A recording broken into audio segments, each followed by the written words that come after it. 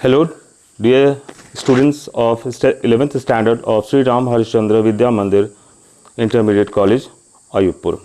Now today we are going to discuss about direct and indirect speech.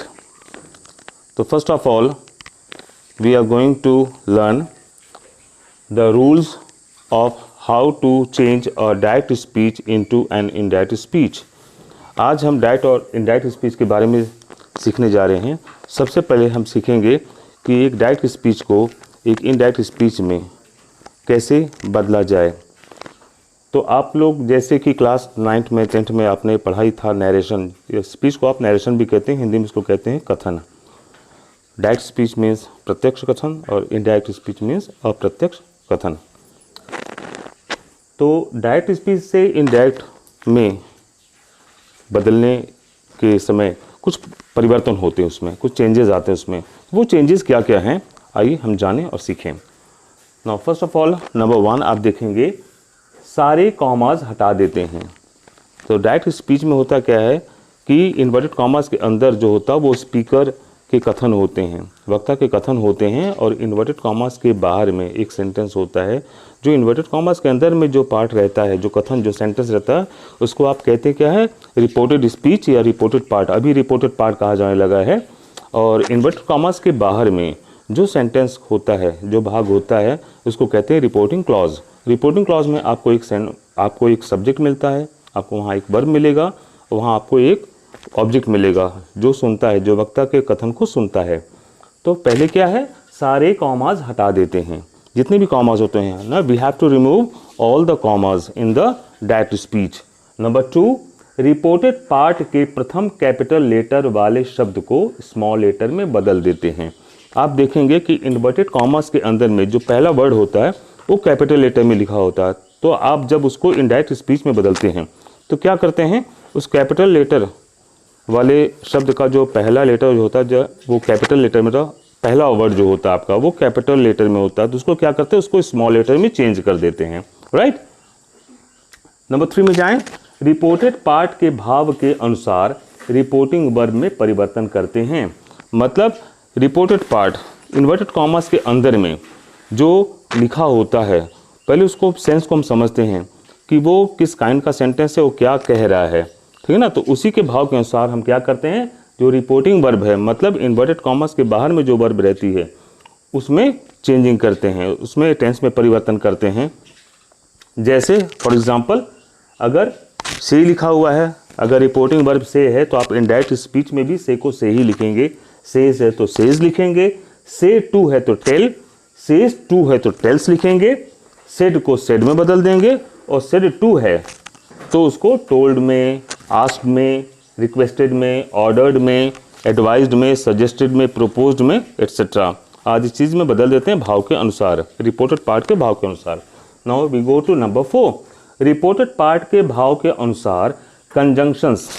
पहले आप reported part में जो कुछ लिखा हुआ है उसको आप समझें, उसके सेंस को समझेंगे, और उसी के भाव के अनुसार में, उसके सेंस के अनुसार में आप उसमें कंजंक्शंस का प्रयोग करते हैं। जैसे कि आपका दैट है, टू है, इफ है, वेदर है, या फिर क्वेश्चन वर्ड है जो कि WS से शुरू होता है, इसका प्रयोग करते हैं। नंबर 5 में देखेंगे, रिपोर्टिंग वर्ब के टेंस के अनुसार रिपोर्टेड पार्ट की वर्ब के टेंस को बदलेंगे। कहने का मतलब कि जो रिपोर्टिंग वर्ब का जो टेंस है, इन्वर्टेड कॉमास के बाहर जो वर्ब होती है, जो क्रिया होती है, उसके टेंस को देखें किस टेंस में है, वो प्रेजेंट टेंस में है, पास्ट में है या फ्यूचर है। तो उसके टेंस के अनुसार ही हम क्या करते हैं, रिपोर्टेड पार्ट मतलब इन्वर्टेड कॉमास के अंदर में जो क्रिया होती है, जो वर्ब होती है, उसके टेंस में परिवर्तन करते हैं। छोटे में आपको बता दूं मैं कि यदि इन्वर्टेड कॉमास के बाहर वाली जो क्रिया होती है, जिसको हम रिपोर्टिंग वर्ब बोलते हैं, यदि रिपोर्टिंग वर्ब प्रेजेंट टेंस की है या फिर फ्यूचर टेंस की है, तो रिपोर्टेड पार्ट की वर्ब के टेंस में कोई परिवर्तन नहीं करते हैं। लेकिन यदि रिपोर्टिंग वर्ब पास्ट टेंस की है, तब रिपोर्टेड पार्ट के वर्ब के टेंस में परिवर्तन करेंगे। क्या परिवर्तन करेंगे, उसे भी पास्ट टेंस में बदल देंगे। ठीक है। तो we change the verb of the reported part according to the tense of the reporting verb. Right. Now go to number 6, reported part में प्रयुक्त मीन्स प्रयोग किए गए, रिपोर्टेड पार्ट में प्रयुक्त प्रोनाउंस को रिपोर्टिंग वर्ब के सब्जेक्ट या ऑब्जेक्ट के वचन मीन्स नंबर या पुरुष मीन्स पर्सन के अनुसार बदल देते हैं। मतलब कि रिपोर्टेड पार्ट इन्वर्टेड कॉमास के अंदर जो प्रोनाउंस इस्तेमाल होते हैं, जैसे आई, वी, यू, ही, शी, दे, जो भी है, जो भी प्रोनाउंस अंदर आ रहे हैं, तो उसमें भी चेंजिंग आते हैं जब हम उसे इनडायरेक्ट स्पीच में बदलते हैं। तो उसको हम कैसे बदलते हैं? उसको हम रिपोर्टिंग वर्ब, मतलब इन्वर्टेड कॉमास के बाहर में जो रिपोर्टिंग वर्ब का सब्जेक्ट होता है या ऑब्जेक्ट होता है, उसी सब्जेक्ट या ऑब्जेक्ट अनुसार में उसको हम चेंजिंग करेंगे। ठीक है, तो आप जाने गए कि we change the what you say reported part में प्रयुक्त प्रोनाउंस को, we change the pronouns of the reported part according to the subject और object of the reporting verb. Now go to number 7। Reported part के sentence को assertive sentence में साधारण वाक्य में बदल देते हैं।